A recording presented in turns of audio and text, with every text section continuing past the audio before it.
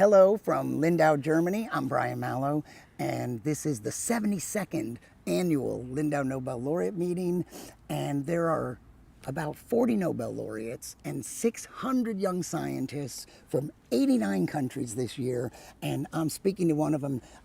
Jyaysi Desai is originally from India, but is working in the Netherlands. Where are you working? I'm at the Rotterdam in an institute called Erasmus Medical Center. It's one of the biggest hospitals in Europe, and I'm a cancer immunologist. A cancer immunologist. So what does that mean exactly? What are you studying? So I'm You're a a postdoc. postdoctoral researcher, so I've already finished my PhD and my expertise are immunology. So what we currently do is we actually understand how we can improve the therapies for liver cancer patients.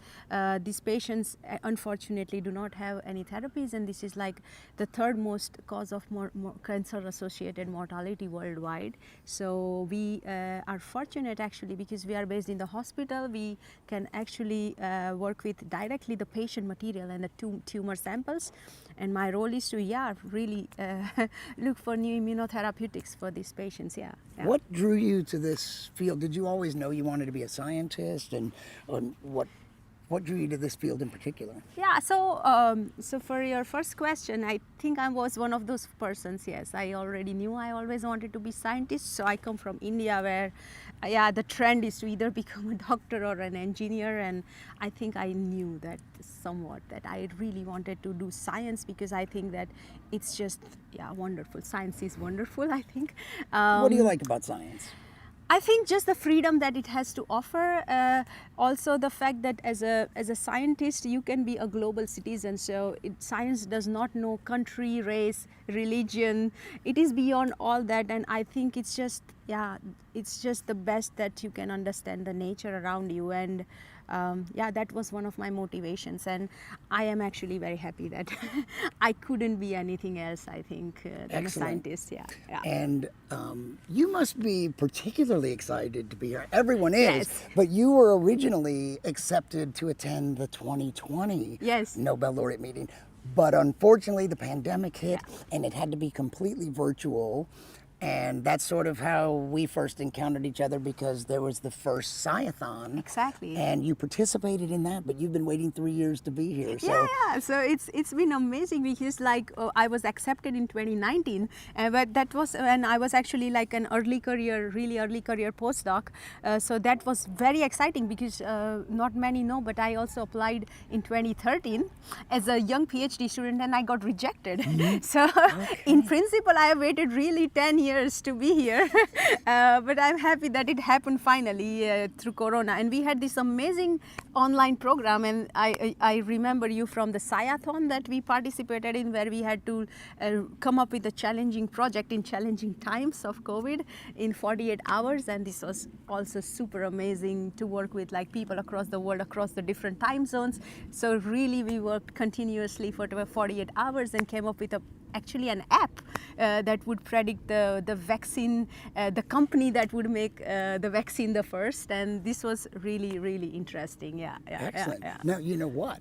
If you had attended in 2019, we would not be doing this interview here, because we're on the Lindau Nobel Laureate Pier, which it's hard to show you, but well, maybe I can. I can. All along this pier are the names of laureates. I think all of whom have attended the meeting. Yes. And so it's a beautiful little location. Look, we even have a swan back here. It's a very beautiful island. It's in the heart of Bavaria, and for me I have a special connection because I did my PhD in Munich, so this feels home. And really amazing. And so tell me something about your anticipations before you came here. What were you looking forward to? Anything in particular? Any laureates you were excited about? What were your feelings about it? I think just the fact that this is one of the most unique meetings that I think exists on planet Earth, and I'm not like overstating myself, because this is really where all the smartest people on earth basically are just coming, walking around, and are also having a coffee with you. And also there are these really amazing, talented scientists across the world, like 600 of them, as you said, 89 nationalities. So this was like what we people in Lindau call the Lindau Spirit, and yeah, I'm getting goosebumps. But it's really amazing how it all went, and it has been going. I'm so excited. So also to meet Nobel laureates, I was also particularly interested in meeting the main like the role model for a lot of women scientists, Professor Emmanuel Charpentier, and that was so amazing how yeah, she is and Have you what met her she has yet? done. We talked a lot about everything, and she's super approachable, and she also made a comment like, oh, Nobel laureates are just humans, and this is what it is about, like for someone like me who comes from India and who has been super passionate from the beginning about science. This was like a dream, this is like what you read in textbook, and now you meet people who discovered ion channels to click chemistry and yeah, everything, or MHC molecules. I mean, these are really yeah, it's, let's say, you can imagine like maybe I'm attending an Oscar event of my field. It is like that. Yeah. Excellent. Yeah. And it's still early in the meeting. Today's Yeah, only, yeah, exactly. Is today Tuesday? Yeah, it's just Tuesday, and it The feels like days are so full. But yesterday was the first full day. Yeah, yeah. And so we're just starting off today. And, in addition to this being a meeting dedicated to medicine physiology, there are some other themes, climate change, Yes. and AI is being discussed a lot, and also diversity.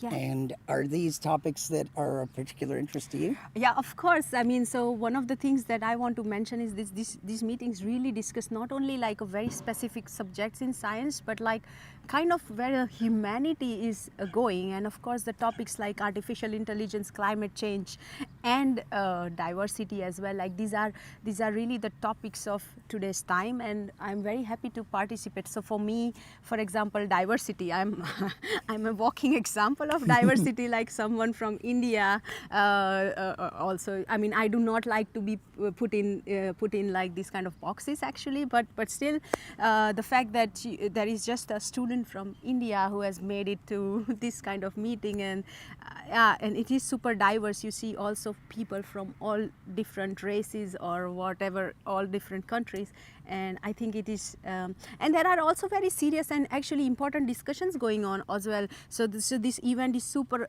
climate friendly. This is the first ever event that has actually compensated for the carbon footprint of my travel, and I think I have never seen it. Even like I must say that there has been like conferences on climate change that where people were flying to attend this, but here this was yeah, the community is doing so much about everything, and it feels genuine. It And feels you real. personally, you came from the Netherlands to Germany. You had the option to fly, but Yeah, you no. chose not to. Yeah, because since few years I am myself trying not to fly as much as possible. Because So you it is- bicycled all the way from the Netherlands. I wish I could. Like in the Netherlands, I bicycle as much as I possible. But as a responsible scientist, I believe that you should preach what you do. So you took a train. Yes, I took a Yes. train to. And Probably I a am- series of trains. Yeah, series of trains, and they were delayed, so it took more than 8 hours for me to be here. But nevertheless, it's super worth it, and yeah, I think my message would be that travel as much as possible by trains and not planes. Yeah. And you also are interested in science communication and have done some unusual. Stuff in my PhD life.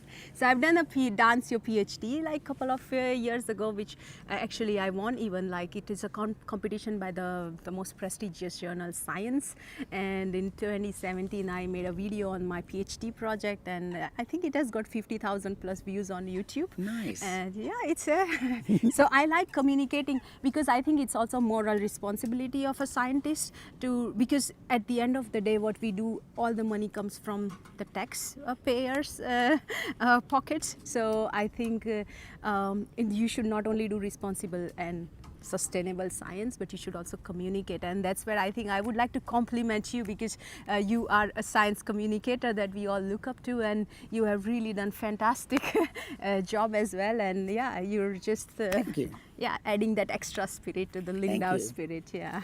Well, thank you for taking the time to talk to me, Yeah. because I know there's always, you're missing something by talking to me. There's so much Exactly, going I'm on missing here. a lecturer, but Or even just to be in the lobby talking to other young scientists or a laureate. yeah, there's so much going on, even in the buses or on the streets. yeah. It's like, it's amazing. Yeah. So I hope you have a fantastic rest Thank of you the so meeting. much. Yeah. And we'll be doing more live interviews like this throughout the rest of this week. So watch for us, and thanks again. Yeah. Thank you, Brian. Yeah. Okay.